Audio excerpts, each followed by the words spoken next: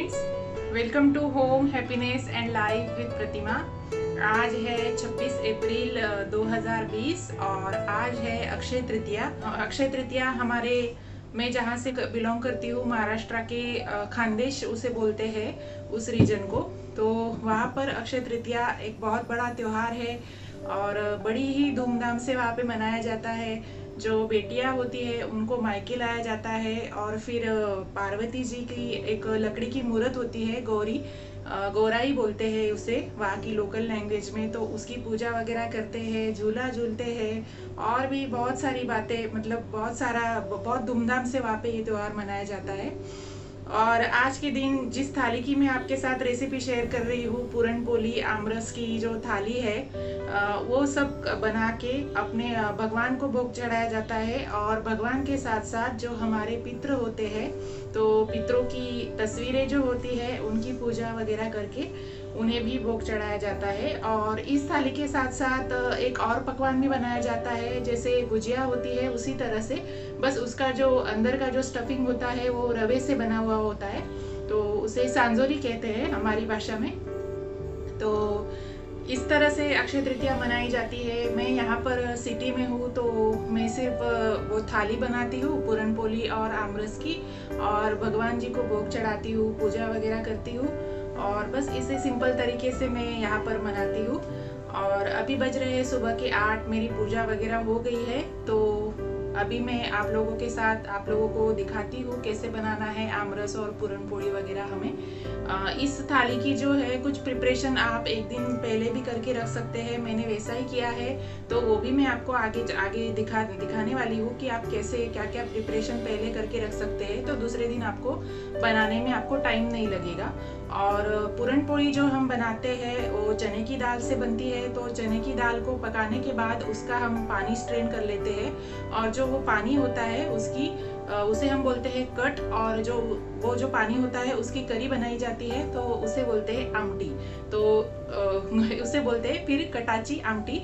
तो वो भी रेसिपी मैं आपको दिखाने वाली हूँ पूरन पोली के साथ साथ। और पूरन पोली के साथ आमरस बनाया जाएगा और करी के साथ बनाते हैं चावल, तो और पापड़ वगैरह वो सब तो होता ही है। तो चलिए शुरू करते हैं वीडियो।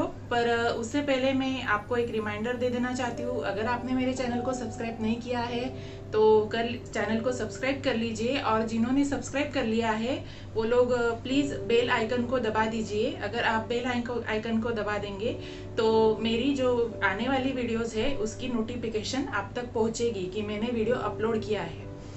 और एक बात मैं आप लोगों से कहना चाहूँगी कि आपके जो भी मेरे वीडियोस के या फिर मेरे वीडियोस के कंटेंट के बारे में जो भी आपके ओपिनियन है, आपके व्यूज़ है, मुझे कमेंट करके ज़रूर बताया करें, तो मुझे पता चलेगा कि आपको मेरे वीडियोस पसंद आ रहे हैं या नहीं। और मैं मेरे अपने आने वाले वीडियोस को उसके हिसाब से इम्प्रूव करने की कोशिश करूँगी, तो प्लीज़ ज़रूर कमेंट करके बताया कीजिए। और चलिए चलते हैं रेसिपी की तरफ। तो पूरन पोली के लिए सबसे पहले जो अंदर का स्टफिंग होता है, पूरन बोलते हैं हम उसे, वो हम बनाएंगे। उसके लिए मैंने ली है चने की दाल। ये जो छोटी कटोरी आप देख रहे हैं उससे नापेंगे, तो ये 3 कटोरी दाल है। मैं इसे थोड़ा ज़्यादा क्वांटिटी में बना रही हूँ, इसलिए मैंने इतनी सारी दाल ली है। आप चाहे तो 1 कटोरी में भी बना सकते हैं। 1 कटोरी में भी आपकी 7-8 पूरन पोली बन के रेडी हो जाएंगी। तो दाल को मैंने 2-3 बार पानी से अच्छे से वॉश कर लिया, और कुकर में मैंने 5 से 6 गिलास पानी गैस पर रख दिया है गर्म करने के लिए। इसे हमें कुकर में पकाना है, और पानी ज़्यादा लेना है क्योंकि दाल पकने के बाद जो ये पानी हम स्ट्रेन करेंगे उस पानी से हमें करी बनानी है।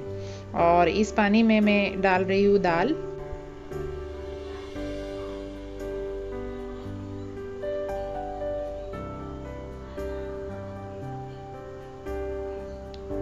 और इसमें मैं डाल दूंगी थोड़ा सा ऑयल,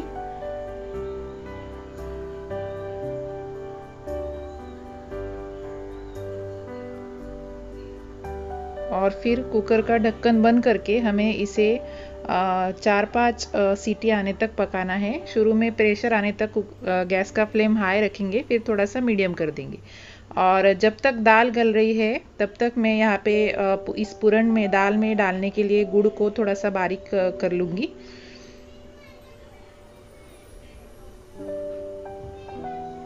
आप चाहे तो चीनी का भी इस्तेमाल कर सकते हैं या फिर थोड़ा सा गुड़ और थोड़ी सी चीनी, ऐसा भी आप यूज़ कर सकते हैं। पर गुड़ का टेस्ट अच्छा आता है पूरन पोड़ी में, तो मैं तो पूरा ही गुड़ का इस्तेमाल करती हूँ। तो जितनी दाल हमने ली है उतना ही हमें गुड़ लेना है। 3 कटोरी दाल है तो 3 कटोरी गुड़ मैंने लिया है। और एक तरफ मेरी दाल पक रही है और तब तक जो करी हमें बनानी है दाल के पानी से, उसके लिए हम मसाला तैयार करेंगे। तो उसके लिए मैंने यहाँ पर 2 प्याज लिए हैं, उन्हें ऐसे लंबा लंबा कट करके अभी मैं इन्हें तवे पर रोस्ट करने के लिए मैंने डाल दिया है।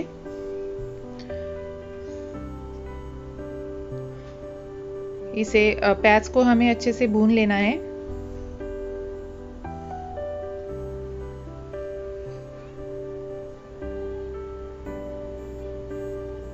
और जब तक प्याज भून रहे हैं मैं ये ड्राई कोकोनट है यानी कि खोबरा, उसके भी इस तरह से पीसेस कर लूँगी। आप ग्रेट करके भी ले सकते हैं, इसे हमें मिक्सी में पीसना है तो मैं पीसेस करके ले लूँगी। अब हमारे प्याज भून चुके हैं तो इन्हें एक प्लेट में निकाल लेते हैं। और इसी तवे पर मैंने खोबरा डाल दिया है और लहसुन की 5-6 कलियाँ और थोड़ा सा अदरक, इसे भी हल्का सा भून लेना है हमें।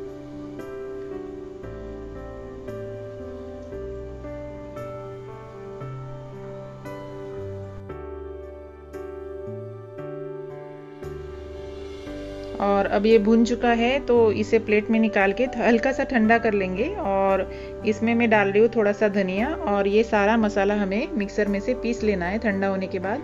ये देखिए एकदम अच्छे से बारीक इसका पेस्ट बना लेना है। थोड़ा सा पानी आप चाहे तो यूज़ कर सकते हैं पेस्ट बनाने के लिए। और यहाँ पर हमारी दाल भी हमारी गल चुकी है। 5-6 सीटियाँ होने के बाद अभी हम देख लेंगे कि दाल गली है कि नहीं। तो इस तरह से थोड़ा सा ठंडा करके एक दाल के एक दाने को हाथ में लेके इस तरह से मसल के देखना है। अच्छे से मैश होना चाहिए, बिल्कुल भी इसमें ऐसे दाने नहीं लगने चाहिए हाथ में। तो अब ये अच्छे से बिल्कुल मैश हो रही है दाल, तो इसका मतलब दाल अच्छे से गल गई है। अब इसे हमें छन्नी से छान के इसका पानी अलग कर देना है दाल से। तो इसके लिए मैंने इस तरह से एक कटोरी पे छन्नी रख ली है और इस पर मैं डाल दूंगी दाल। ये देखिए, और ये जो पानी हमारा नीचे कलेक्ट किया है हमने, इस पानी से हम करी बनाएंगे। अब पूरन बनाने के लिए जो हमने पकाई हुई दाल है उसे फिर से उस कुकर में मैं डाल रही हूँ और इसमें डाल देंगे गुड़ और इसे फिर से पकाना है हमें।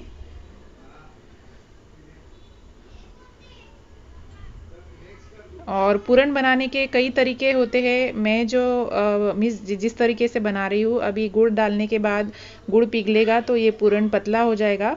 तो इसमें मैं ब्लेंडर से इसे स्मूथ कर लूँगी। मिक्सी में भी आप इसे पीस के बना सकते हैं या फिर पूरन बनाने के कुछ बर्तन भी मिलते हैं, उनका इस्तेमाल करके भी आप पूरन बना सकते हैं। ये देखिए अभी गुड़ पिघलने के बाद ये पतला हो गया ये मिश्रण। तो अब मैं इसे हैंड मिक्सर से मैं इसे थोड़ा सा चर्न कर लूँगी तो ये स्मूथ हो जाएगा बिल्कुल। ये देखिए इस तरह से हैंड ब्लेंडर से। पूरन बनाने के लिए अलग अलग बर्तन भी मिलते हैं मार्केट में, पूरन यंत्र भी मिलता है और एक स्पेशल छन्नी भी होती है पूरन बनाने की, उससे भी इसे इसके उस छन्नी के ऊपर मैश कर करके पूरन बनाया जाता है। दाल अच्छे से गली होगी तो ये जो ब्लेंडर वाला तरीका है, इस तरीके से भी बिल्कुल आसानी से पूरन बन जाता है। ये देखिए कितना स्मूथ बन गया है ये। और अब इसे हमें पकाना है फिर से। ये देखिए ये गाढ़ा होने लग गया है अभी पकते हुए।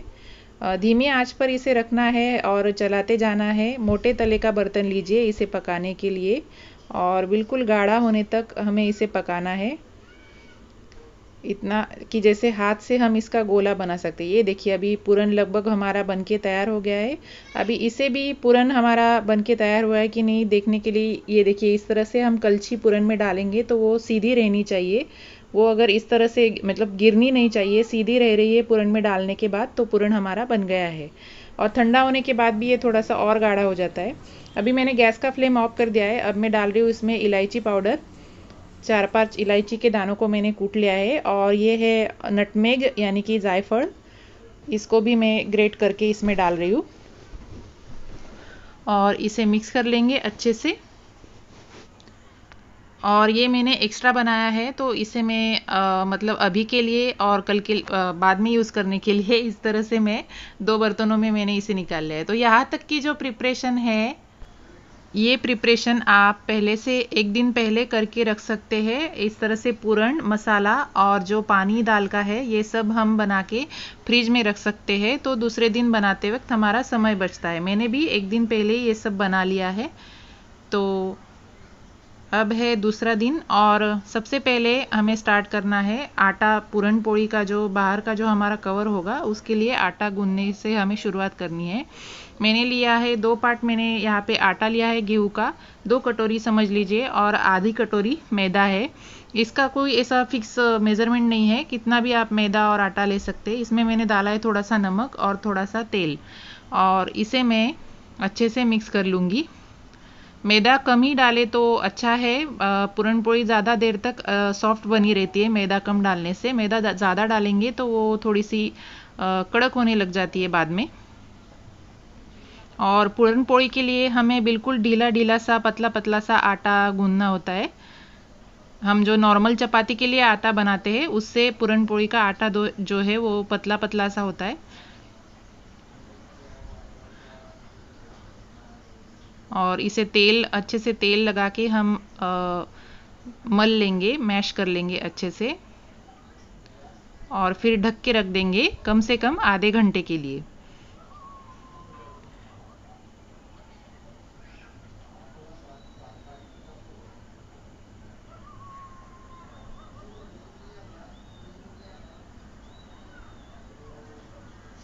तो बस ये मेरा आटा गूंद के हो गया। और जो दाल के पानी की करी बनानी है हमें, उसके लिए मैंने तेल रखा है यहाँ पर पतीले में गरम करने के लिए। 2 से 3 बड़े चम्मच तेल लेना है, और उसमें जो मसाला प्याज और खोबरे का हमने कल पीस के रखा था, वो मसाला इसके अंदर डालना है और इसे भूनना है अच्छे से। तेल छूटने तक इस मसाले को हमें भूनना होता है।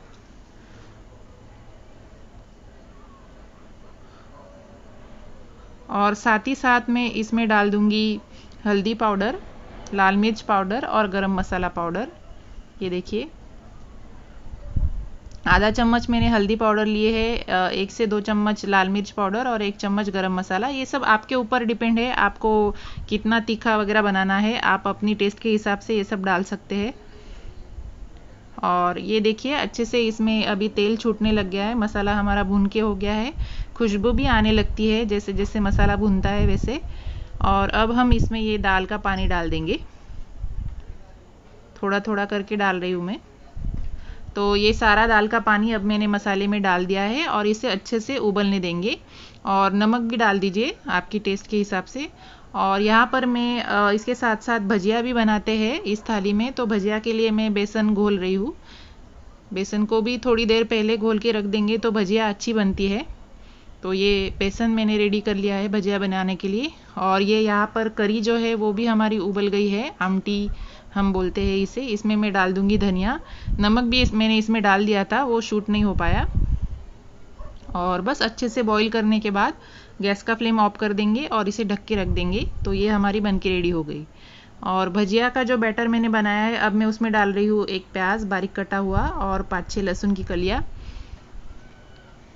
और उसे भी मैंने ढक के रख दिया। और आमरस बनाने के लिए मैंने आम को अच्छे से वॉश कर लिया है, सारे आमों को, और इस तरह से इनके छिलके निकाल कर मैं आम का पल्प निकाल लूँगी। किचन में बहुत गर्मी हो रही थी, तो ये सब मैं बाकी लिविंग रूम में आके कर रही हूँ।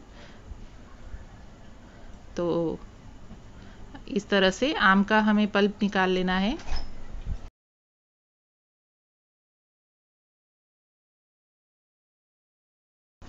तो इस तरह से मैंने सारे आमों का पल्प निकाल लिया, और उसमें थोड़ी सी मैंने ऐड कर दी चीनी, और अब मैं इसे ब्लेंडर से ब्लेंड कर रही हूँ स्मूथ बनाने के लिए।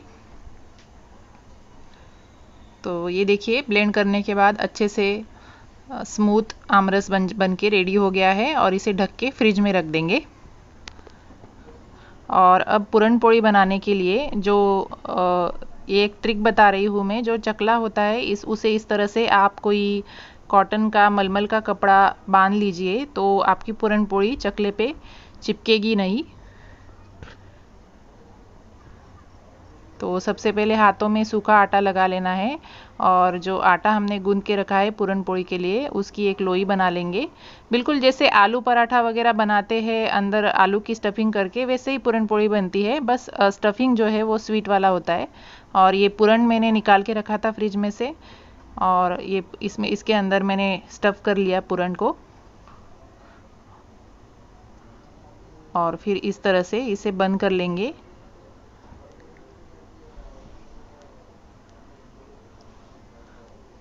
और थोड़ा सा हाथों पर इसे हम इस तरह से फ्लैट कर लेंगे और फिर हमें इसे बेलना है। इस तरह से आटा लगा लेंगे दोनों तरफ से और बिल्कुल हल्के हाथों से इसे बेलना है, ज़्यादा प्रेस नहीं करना है। और इसे सेकने के लिए मैंने यहाँ पर ये मेरा पीतल का तवा है ये लिया है, कोई भी तवा ले सकते हैं आप, नॉनस्टिक का है तो वो भी ले सकते हैं।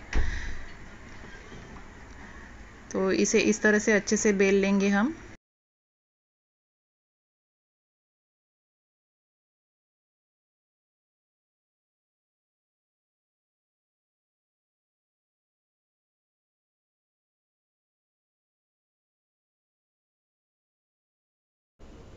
और बस इसे अच्छे से बेल के दोनों तरफ से हम तवे पर सेक लेंगे।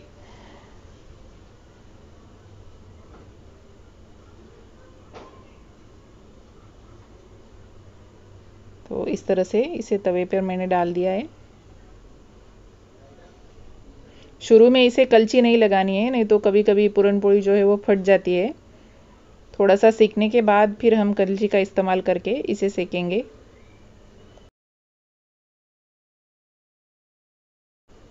और इसे मैं लगा रही हूँ देसी घी।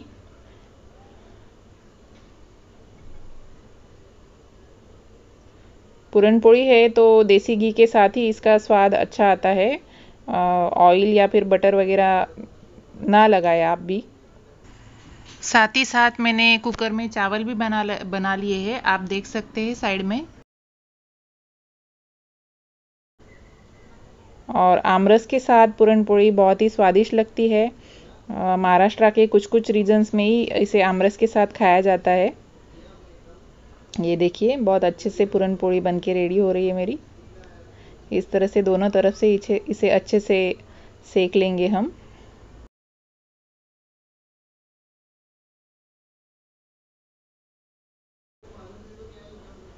ये देखिए एक और पोली का मैंने हाथ में कैमरा पकड़ के इस तरह से इसे शूट कर लिया है आपको दिखाने के लिए।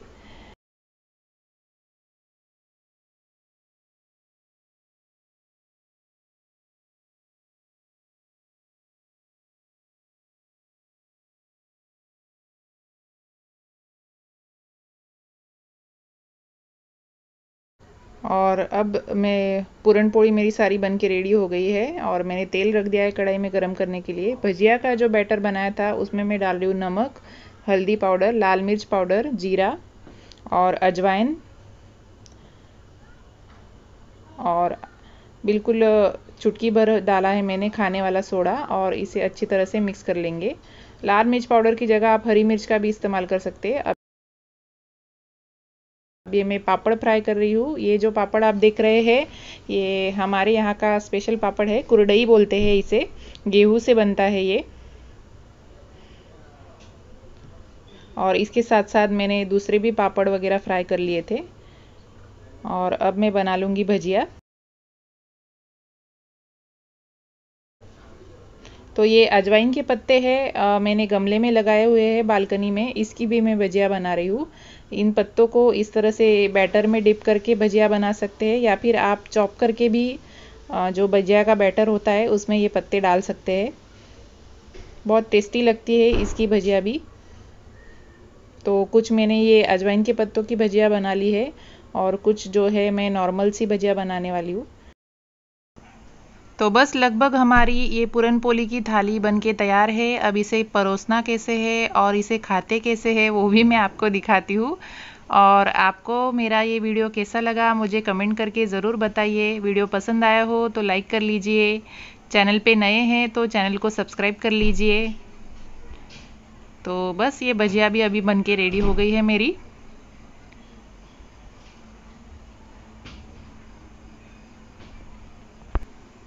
इन्हें प्लेट में निकाल लेते हैं।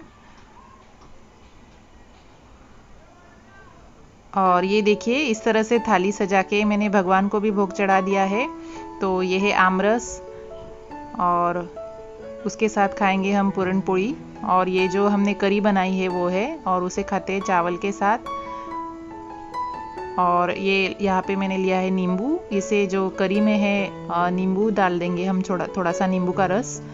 और पूरन पोड़ी जो है उसका स्वाद तो एक्स्ट्रा घी के बिना जैसे अधूरा ही है, तो इसके ऊपर हम डालेंगे घी। देसी घी लिया है मैंने, मेरा घर का बनाया हुआ घी है, और थोड़ा सा घी मैं डाल दूंगी आमरस के ऊपर।